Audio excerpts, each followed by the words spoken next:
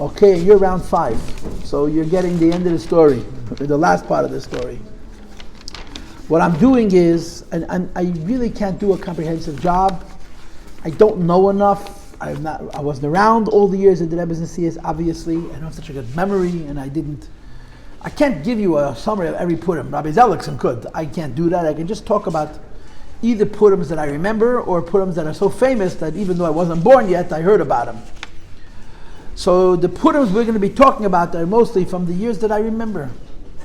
There's a tape of the Fabrengen of Purim Tov Shalom Betes, 1979. The Rebbe walked into the Fabrengen and the Rebbe said to say L'chaim. And it goes on for a very, very long time. The Rebbe said to say L'chaim once, and L'chaim a second time, and L'chaim a third time. The whole mood is very happy, and the Rebbe is laughing, and he says, it's Purim, and everyone says L'chaim, and then don't wait, and say another. It's a whole thing that Mezong L'chaim, Eimol, Draimol, Firmol, and then the Rebbe said, if you have a suffix, you should say it again. It's one of those moments. I was there, and once I heard the tape, I remembered it, but that's about all I remember. The first Purim that I'm going to talk to you at length is Tafshin Mem Aleph. 1981 was the Shnas Hakel, like this year is, the Shnas Hakel. It's 42 years ago. Right? 42 years ago. 6 times 7 is 42. It was very memorable that year. In the course of that year, the Rebbe spoke 105 times. How many days were there in the year? Let's say the 380 days. The Rebbe spoke 105 times. It's a little bit less than every third day. Somewhere between a third and a quarter of the days. And there were long talks. The Fabrengens, somebody told me that when they're going to prepare the Svarim and Teres Menachem from the Malaf, it's going to be like 10 volumes, 8 volumes. It's so much. The Rebbe spoke Anashir. It was a very, very, very rich year. That's when the Rebbe started Tevis Hashem. That's when the Rebbe made the children Sefer Torah. All kinds of other goodies. Started Tafshin Mem Aleph, 1981. That year, Purim was on a Friday. I wasn't even in New York. I was in California. So the Fabrengen was scheduled, I guess, for Shabbos or Matzah Shabbos. There was no Fabrengen Friday afternoon. The Rebbe did not Fabrengen out of Shabbos Purim. Matzah Yom Tov, which was Friday, then would make a Fabrengen and go into Shabbos. But when Purim was on a Friday, the Rebbe did not Fabrengen Friday afternoon. I don't think he ever did. Purim happens on Friday from time to time. When Purim was on a Friday, so the Rebbe used to Fabrengen Matzah Shabbos, after Shabbos, or something like that. The Rebbe came into the Shul Mincha time, out of Shabbos. There was not a lot of people there. First of all, it was Friday and people were busy. And second of all, a lot of people were on Miftzayim. And the Rebbe davened Mincha. And then the Rebbe said, I think, to lock the doors. To lock the doors to the Shul. Nobody else would be able to come in. There was maybe 20 people in the room. And the Rebbe asked if there's any mashke, and at some point the Rebbe said, whatever's new, it should empty. And the Rebbe was basically Mavatal Gzeira. He took off the decree of 4 times. My boys ask me, is the Gzeira of Mashke apply on Purim? And I say, yes. Is the same as the whole year? I say, yes. That's what I believe. But that time the Rebbe was Mavatal Gzeira. I heard later that the Rebbe said, only while I'm in the room. In California, I got the first part of the message. I was 15 years old. And I wasn't even in New York. But what happened was the Rebbe walked into the Shul, the Rebbe davened Mincha, and the Rebbe sat down and said a maimer. A short little maimer, like Hudim HaYisrael V'Simcha. And there was the Rebbe Khan, none of the important people were there. Some bacher had to, some figure out how to write it down. I don't even know if there's a tape of it. Maybe there's a tape of the end of it, because the Rebbe said to lock the doors. Whoever was there was there. If you weren't there, you weren't there, and that was it. And that was the end of that. And Shabbos, or Matzah Shabbos, was the Hamshach of the Fabrengen. So that was one of the little stories of Purim that happened when I was around. I remember this story. The second Purim I want to talk to you, and this is very, very important to me. I think it was 84. I think it was Mem Daled. There were 2 very special Purims that I remember as a bocher. You have to understand how Lubavitch works. The way Lubavitch works is we're all Chassidim, we're all connected to the Rebbe, and we all do, hopefully, something to serve the Rebbe. But we have a few years that we were in yeshiva. Those few years, that's our Rebbe, My years in yeshiva were the early Mems. I was in California till the middle of Mem Aleph, middle of Mem Beis. So it's Mem Beis, Mem Gimel, Mem Daled, Mem Hey. Those are my years in 770. In yeshiva, the whole Torah. And later I came back after Shlichus, but it's not the same. The yeshiva years are the best years. It's just how it is. And that's my Rebbe, the early Mems. I'm a Rambam Rebbe. That's my Rebbe, the Rambam. The Rebbe of the Rambam and the Sheva Mitzvahs B'nai Neach. those are the things that happened when I was in yeshiva, and that I, of course, have a very strong affinity to, because this is my experience. Zalman Shimon Dvorkin was very sick. The Rav was very ill, and he would actually pass away Motzei Shabbos, after Shabbos. The Fabrengen was Thursday night was the Fabrengen, Shabbos was a Hemshech. Thursday night was the Fabrengen, Shabbos was a Hemshech of the Fabrengen, and I think also then that Rebbe was in one way or another Mavakel the Gezerah. Shabbos by the Fabrengen, Shabbos after Purim, by the Fabrengen, the Rebbe asked someone to volunteer to say L'chaim Adalei Yoda. The Rebbe always wanted one person to drink for everybody, to get chicken until he can't separate, basically to drink till he passes out. Baruch Morton Aram. The Rebbe asked then for the Sefer. The Sefer was Rabbi Zirkin, now he's all over Shalom. He was writing the Sefer Tatus for Achdus Yisrael. He worked in 770. He worked in 770 all day long, working on the Sefer Torah. And the Rebbe asked that he should say that he was on the bleachers. So they sent him up a bottle of wine. He drank a few cups of wine, and that was the end of that. He didn't get particularly shikid, if I remember correctly. But there was a chassid at that Fabrengen who went to his locker and got his own bottle. Came back to his place and proceeded to get drunk. His name was Osher Sasonkin. Osher Batumer, Osher Sasonkin. His son has now passed away, unfortunately. He died very young. Yossi Yitzchak Sasonkin. They live in South Florida. Osher Batumer came from Russia in 1964. Okay? His father, Shmerel, the last name is Sasonkin. Shmerel Sasonkin came out of Russia in 1946 with everybody. Osher had two younger brothers. One brother was Chaim, one brother was Moshe.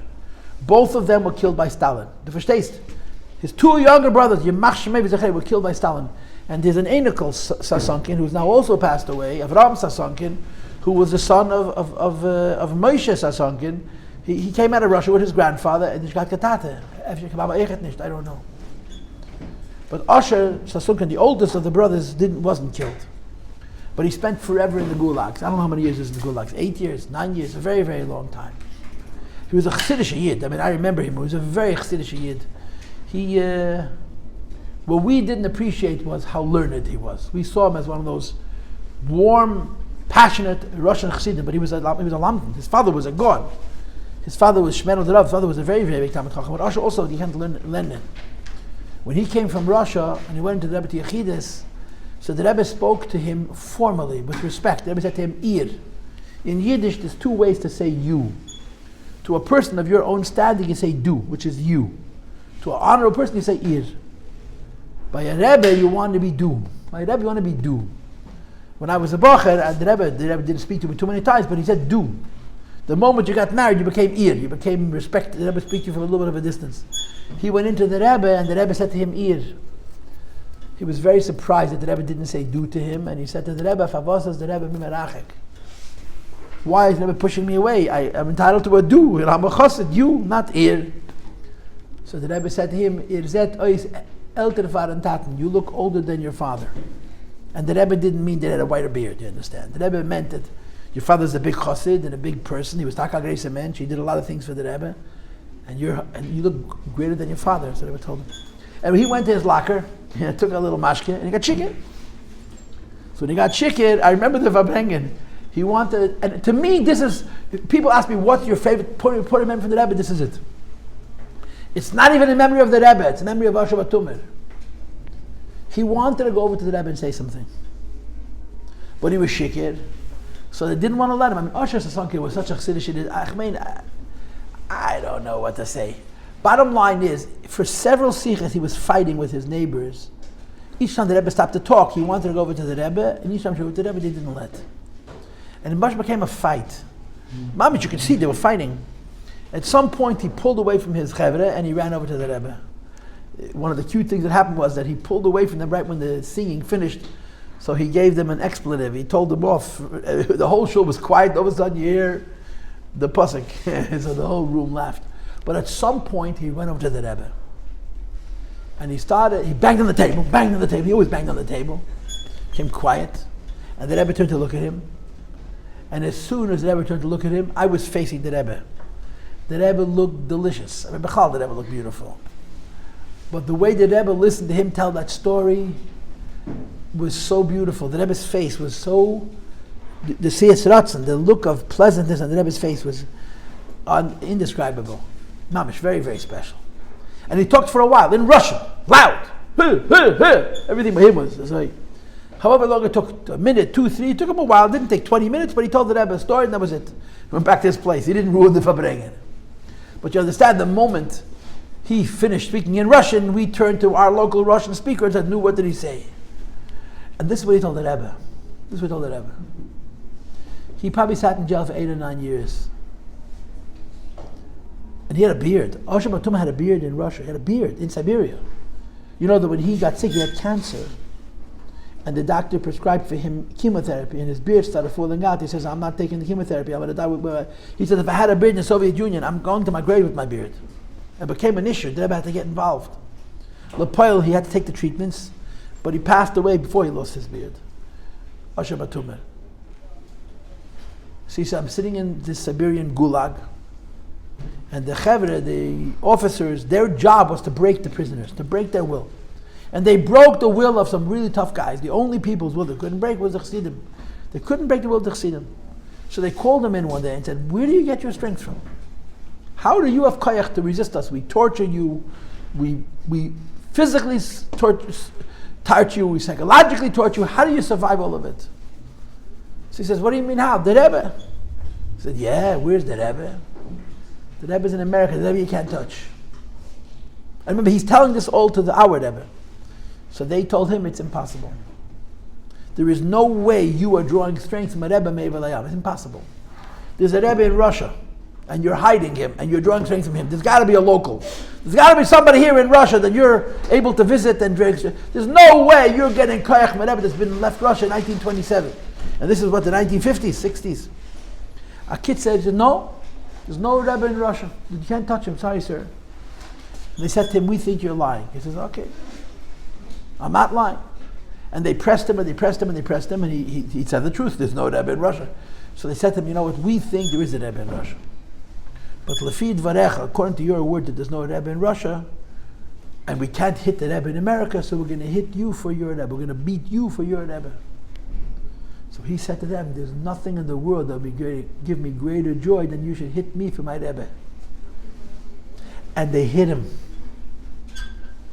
That's the story he told the Rebbe. You understand? And the Rebbe's face, the way the Rebbe took it in, it was very memorable. That's my most memorable Purim moment. That Tzir. It wasn't Purim, it was Shabbos. It was very, very beautiful. Very, very special. The following year, Memhei, it was also the Shabbos after Purim. Purim was on Thursday. Fabrengen was on a Thursday night. The Rebbe spoke the famous Sikha, Kom Rabbi Shachtel Rab Zera. I'm sure you've learned it. The Sikha where Rab Zera and Rabbi got shikid and Rab Zera killed Rabbi, and the next day he's B'chayim Mesim, and the next day he wants to do it again, and Rabbi says to him, La b'chol yei misrachash nisa, I don't mind doing it again, I don't even mind if you shach me, but you have to bring me back after Purim, I'm not sure you can do it again. The Sikha was an hour, 60 minutes. 60 minutes is a very long Sikha. I mean, the average Sikha by the Rebbe was 20 minutes, half an hour. 60 minutes is a very, very, very long time. To listen, concentrate and listen is very hard. So let's switch it up now that we can learn. So there's two versions of it, yeah. There's a version of L'Kutei Sichos, which is probably in Chelik Lamed Beis, Hamid Aleph. But there's the Hanoch of it, which is in Chelik Chazayin Dei Safis. It's very long. Oh. The original Sikha, where the Rebbe said it, is much, much longer. In the L'Kutei Sichos, it took out a lot. But the Rebbe was Magiyah twice. What I remember about that Sikha was, it was so unbelievably interesting. When the Rebbe spoke, sometimes it was hard to follow, because he would skip steps, he would go off on tangents that could last for 4 sikhs to come back to the original point. You could get very confused. That sikha was delivered with such clarity, in such order. I literally remember how quiet it was. If a fly was flying in 7-7, you would hear. You could feel they were spoke an hour on Shabbos. There were 2,000 people, a lot of people. You could feel everybody leaning forward. In other words, you're looking at the Rebbe, but you could feel how everyone is so interested. The Sikha was delivered so sweet, so easy to take. As long as it was so organized. that I just remember how people listened. The mood, it was so, Chlal 770 was quiet by a Fabreng, but it was so quiet, and you could literally feel everybody on the edge of their seats. We were standing, but the feeling was the whole room was leaning forward. It went on for an hour. Moedendik. It was a very, very special moment, the way the Rebbe delivered that Sikha. The Rebbe actually said that the reason he's able to say it because it's Shabbos, there's no hookup, and this is not going to get out to the world because the Rebbe was worried about Unikas Achitzainim. In the middle of the Sikha, the Rebbe spoke about the mice with bagel and putter. Right? You know that story? Bagel and butter. The bagel and putter mice. You know the story? The Alter Rebbe and Avram the Malach. Oh yeah. Decided to do a void of Kalei Nefesh. And afterwards, the Malach went into the Alter Rebbe, and the Alter Rebbe was eating a bagel with chema. The Rebbe said the word Hebrew, chema, with butter. And the Rebbe said there's different girsas of the story, but in all of the girsas, the basic details are the same, and there was always the Alter Rebbe was eating the bagel, not the Malach. Alter Rebbe was eating the bagel and butter. And the Rebbe gives it a dogma for the day of Kalei Nefesh, that the neshama could leave the goof, and you have to keep the neshama in the goof, and you eat the bagel dafka with fat, with shamnunis, with something which is rich and tasty, so it keeps the neshama in the goof. That's what the Rebbe spoke. Behemshech, the Rebbe told several other stories. And one of the stories that the Rebbe told is the Maise with the Mojitz Rebbe. Have you heard of the Mojitz Rebbe? The Rebbe didn't say a Mojitz Rebbe. A tzaddik for Friedrich and Dor. The Mojitz Rebbe with the big menagnim. The mishpacha name was Taub. Tes Alavov Beis. They were very, very, very musical. They say the Mojitz Rebbe composed 500 Nagunim, 5,000 Nagunim. A Guzman with Nagunim. Very, very musical. Mojitz Chassidus is very, very into music. The Mojitz Rebbe was an old man. The Rebbe knew him apparently. And he needed an operation. But the doctor said he'll never survive the anesthesia. The operation they could give him, but the anesthetic, they're going to put him under, they're going to put him to sleep, he won't wake up. So the Mojitz Rebbe said, I'll start singing a niggin. Wait till you see that I went into the niggin, and then you can cut me without anesthesia. And that's what they did. He started singing a niggin, and they waited to go into the niggin, and then they pushed an operator on a man without zero anesthesia. He didn't feel the pain, he just sang his way through the whole operation.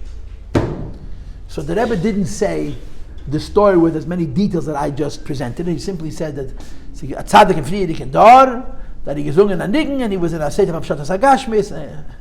But when the Rebbe started telling the story, everybody who was already leaned forward a little bit more.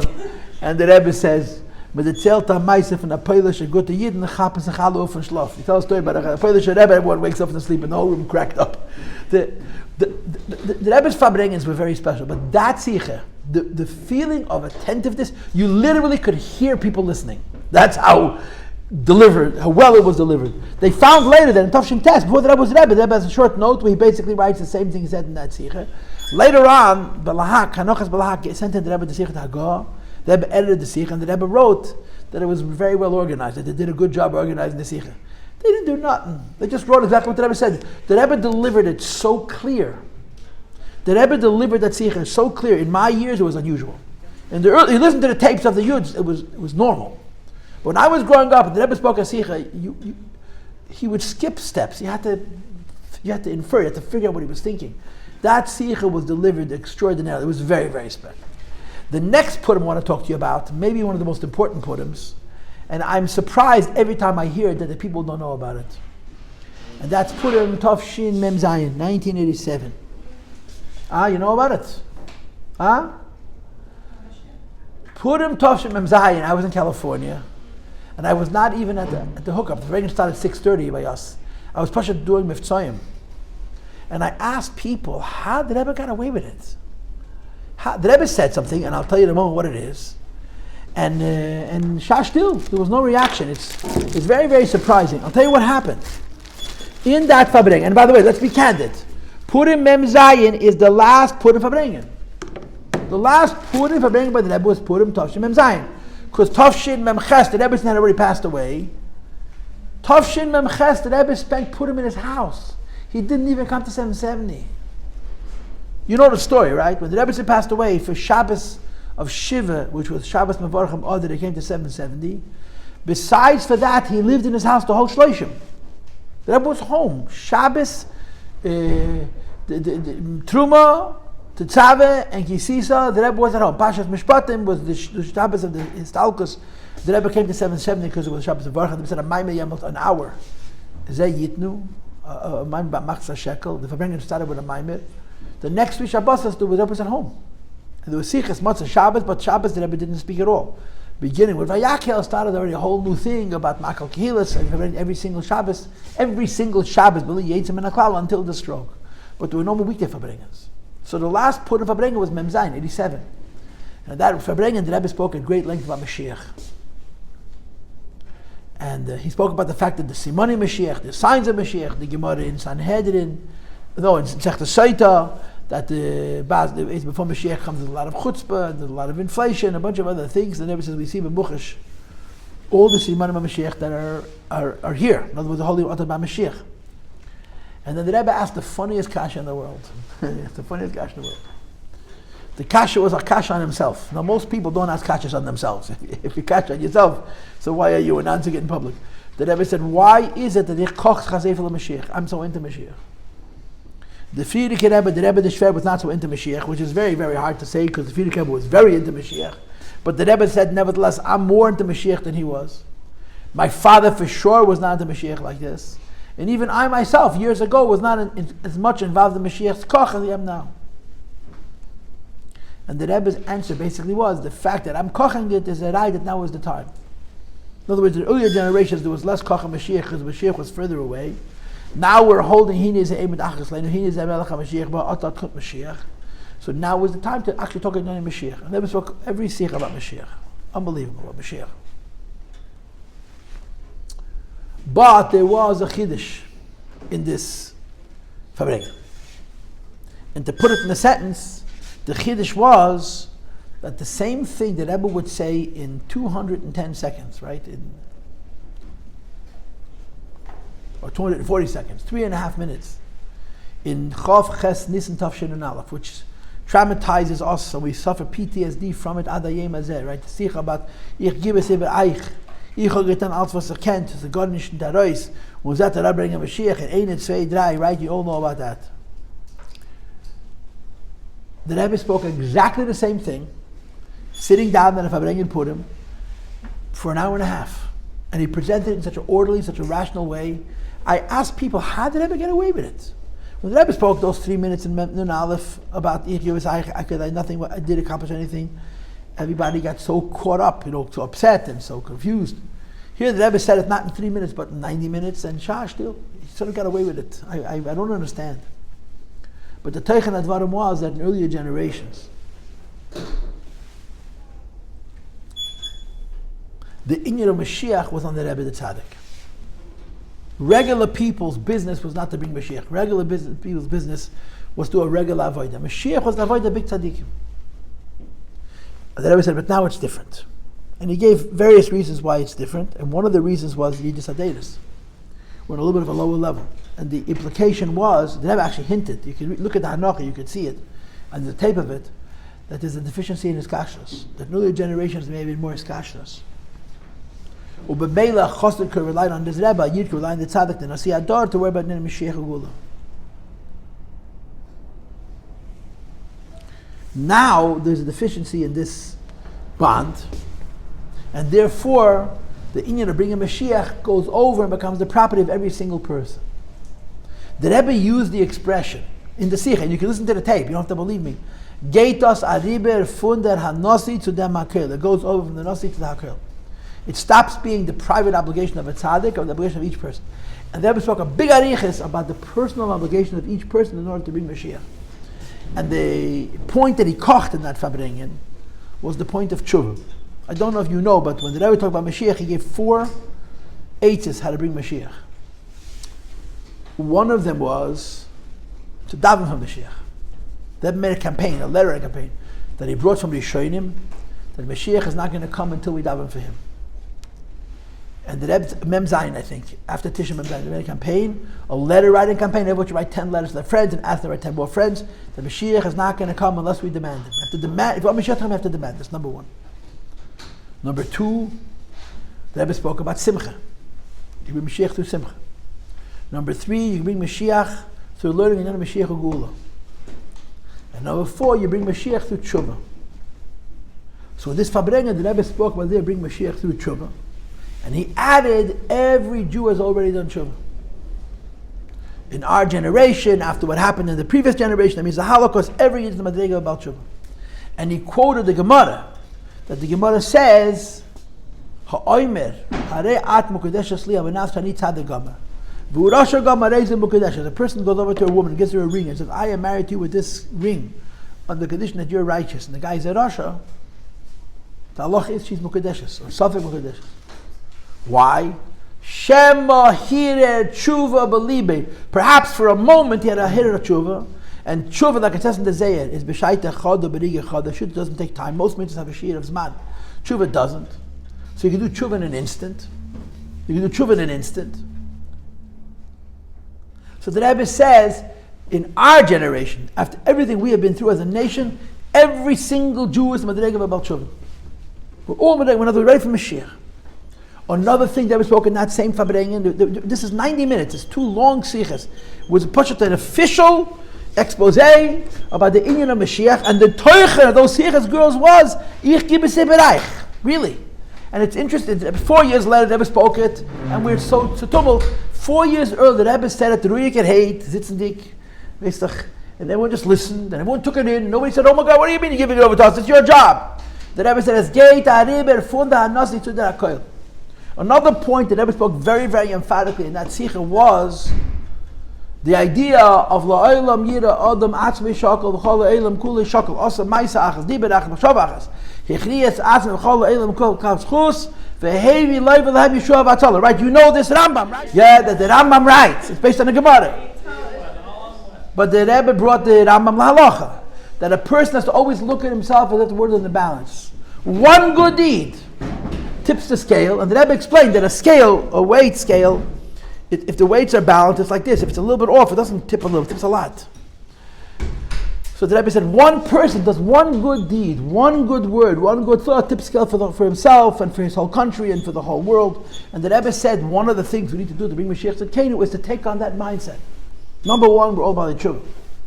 Number two, the concept of tshuva, which is going to bring the coming of Mashiach, is one deed. Right? It's the one that we don't do, you know. It's the one more that we can handle. And then just do that one more deed, and Mashiach will come. Another thing in that Fabrengen was, the Rebbe said, we see in the world crazy things. On the one hand, we see crazy things that are very, very bad, where people who you thought were good shock you. On the other hand, you see crazy things that are very, very good. People who you would think were not shaychas as such a yonim turn out to be much better than you anticipated. And the Rebbe gave Pasha an example, a specific example. The Rebbe said an example of this was the Rogatchover Gaon, who died in 1935, by the way. He said Rogatchover Gaon was a normal man, he had a regular neshama, he wasn't a high neshama. But he had a mind which is shalei berach his time like you have no idea. And the Rebbe said that the onset of the Rogatchover Gaon is a simon of Mashiach. The Rebbe said that, not Fabrengen, it's a simon of Mashiach because it's extreme in Yonim.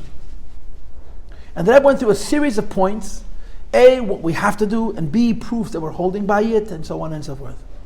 But then the Rebbe asked a kasha on himself. A Rebbe for kasha of Zich, it's interesting. Because the Rebbe speaks, the Eibishter speaks. After he said the Sikha and heard what the Eibishter had to say, he has to study it, you know. That the Gemara says that there was a king of Yisrael named Hoshea, Hei Vav Shin Ayin Ben Ela, Aleph Lamed Hei. Hoshea ben Ela was the last king of Israel, the last king of the dynasty of Israel, and then they were sent off into Golus. Hoshea ben Ela, like all the kings of Israel, was a Rasha, but he wasn't the biggest Rasha, and he did a very, very, very big step. What was the big step that he did? When Malchus Yisrael was formed, about 300 years before, by the time of Yerav ben Nevat put up a wall between Yisrael and Yehuda that the two nations should not mix. He wanted his people to be his. And he put up disguise, roadblocks, that did not allow you to go. In other words, there was a turnstile. You couldn't go through from Yisrael to Yehuda to go to the Beis HaMikdash, Aliyah L'Regel, Pesach, Shavuos, Sukkos. Hoshea ben Ela took down the roadblocks. Anybody you want can go to the Beis HaMikdash. And the Rebbe said 2 years later, there was a Asher, Asher came and he exiled all the Yidden of Israel. Why? Because for 300 years, if I tied it to a Yid, how come they're going to let Egel? The Teretz is not up to me, the king doesn't let me. The moment the king takes down the roadblock, it's Koile, Toler, B'tzavre, Rabim. The noose is now not on the shoulders of the king. Every person is expected to go Ilet Egel. If they're not going, they're Chayiv. In other words, Hoshea ben El did a good thing, and he brought about the Churban of Malchus Yisrael. He took down the roadblocks. It allowed Goy Yidden in Malchus Yisrael to go a Lila Regel, and nobody went, and they were punished for it. So the Rebbe says, what am I doing? I'm saying that Mashiach is becoming the property of many, so am I going to cause people to suffer? That's the Rebbe's kasha. Kolzman was on me. Okay, so I'll take it on me. Kolzman's on the Rebbe. But if I'm giving it over to everybody, and the Rebbe made it very clear, very plain, as Geit Aribe Fundam Anosti Tudam Akoil, it becomes everybody's business. So the Rebbe has said, so I'm going to be Yedem Yidin Agmas Nefesh. The minute it becomes Yidin's business to bring Mashiach Tzidkenu. And they don't succeed, and so on and so forth, so they're all guilty. Why would I do that? In other words, how is it fair for me to take a burden which I personally carry, putting on other people and making many people liable for not succeeding in it? And the Rebbe basically answered that to be a person who's punished because the king takes down a roadblock, and now you're able to be able to regel and you're not going, you have to be punished, is a very, very, very high madrega. And in our time, said the Rebbe, Noshim Kerkedu, in our generations, no one's holding it against you. No one's holding it against you. If you don't bring Mashiach, no one has tightness. But you should know you could bring Mashiach, and you must bring Mashiach, and you will be Mashiach. In other words, in times of the first Beis HaMikdash, when he took down the Paddiskos, he took down the roadblocks, he brought you into a Maimed Matzav where Yidden were held accountable. But the Rebbe says, today we don't have such inyonim. Hashem does not, in other words, the way the Rebbe made it sound is, if we don't do it, there's no negative consequence. But if we do it, it has a huge upside, a huge positive consequence. And for all of these reasons, the Rebbe spoke that Fabrengen, as Geit Sibis Alaman, it becomes everybody's business. As Geit Aribe for the Hanasit to the Makel. This was Purim Mem Zayin. I want you to understand, I was alive and well, but I missed that Fabrengen. I was pushed away on Miftzayim. I remember with whom I was traveling, but we came back late. We missed it. I heard Fabrengen years later. And when I heard Fabrengen, at first I read the Zahnoch, I read the Siches. It's built in Mug, it's unedited. So I went over to different people who were in the know. I said, how did the Rebbe get away with this? Nun Alf, he spoke 3 minutes, here he spoke 90 minutes, and the Rebbe, no one said a word. So he said to me, yeah, you think apart. Some people got a little nervous, but there was well under the radar, they got nished. And like I said to you before, the next Purim was already after the Rebbe Zachai Mushka passed away, and the Rebbe stopped weekday Fabrengen. When the Rebbe Zachai Mushka passed away, a lot of things changed. One of the things that changed was there was no more weekday Fabrengen, everything Fabrengen during the week. So there's no videos of the Rebbe sitting down in Fabrengen, but instead, the Rebbe used to speak Sichas, sometimes after Mincha, sometimes after Maidev, really after Shachris. And the Sichas that he spoke at nights added up to more than Fabrengens, but it was intermittent, it was not predictable. You couldn't be sure that Rebbe was going to speak, the Rebbe did whatever he wanted. And one of the Fabrengens that stopped was Fabrengen of Purim. Did the Rebbe ever bring it? Like today, are you just say for bringing it? After that, no more. The Shabbos, he from every single Shabbos, and Medachzach that Rabbi Hecht wrote to the Rebbe about a certain Fabrengen. Maybe it was Purim. Somebody wrote to the Rebbe complaining, how come the Rebbe not bring in? I forgot what the occasion was.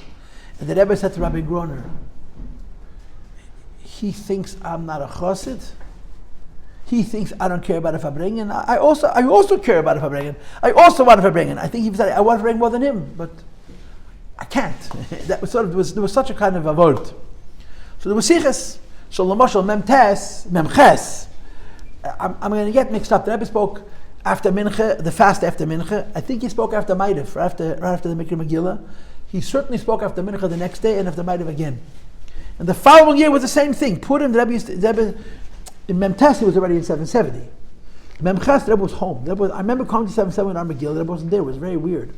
The following year, the Rebbe came to Shul, and I spoke after Mincha, he spoke after Maidev, whatever it was, but that was it. There was no more Fabrengens.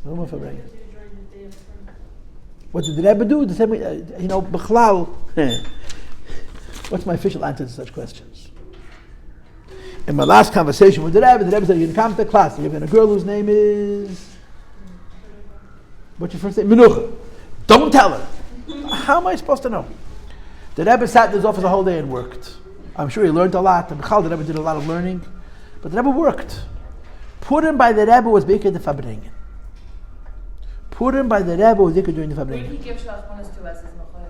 The Rebbe gave, you have to listen to the first recording. I spoke about all these things by Arichas. The Rebbe gave Shalachmanis to all the people the Frierdiker Rebbe used to give to. Oh. But as they passed away, he didn't replace them. Oh. The Rebbe's own personal Shalachmanis, in addition to those people he gave, as a Hemshech, the Frierdiker Rebbe, the Rebbe gave to a Kohen and a Levi and a Yisrael. Was it the same people every The year? same year. The Kohen was Shaya Matlin, the Rebbe's Sefer. And when he passed away in the late Mems, the Rebbe started giving it to Matlin Rifkin, also a Kohen.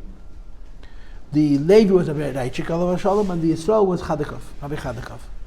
The Shalachmanis, what you understand, they consisted of a bottle of Benedictine and a Homintash. That's what it's for. Shalachmanis, Homintash. And I told the girls in the first group the story that in 1951 the Rebbe sent Shalachmanis to all the Gedolim that the Frierdiker Rebbe sent Shalachmanis to. Amongst them, the Rebbe sent Shalachmanis to the Amshin of Rebbe. He was a very big tzaddik. He was about Ruach HaKodesh, he was about Moifes. The Rebbe held very highly of him. The Rebbe said he can discuss it with him, even din and nefashis, matters of life and death. And the Rebbe sent him Shalachmanis. What was the Shalachmanis? A Homintash and a bottle of Benedictine. Have you ever seen a bottle of Benedictine? Yeah, it's a long nozzle and a very wide bottom.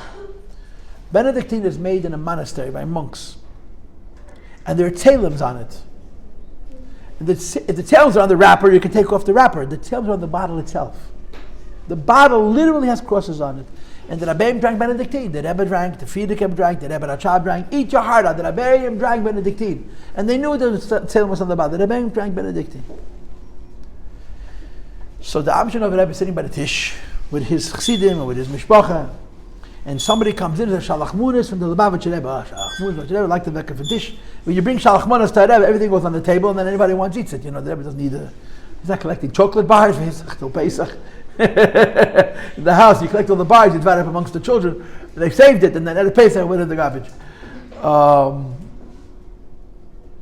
So one of the Amshin of Rebbe's Edims says to the Amshin of Rebbe, Tish, it has a cross on it, take it off the table.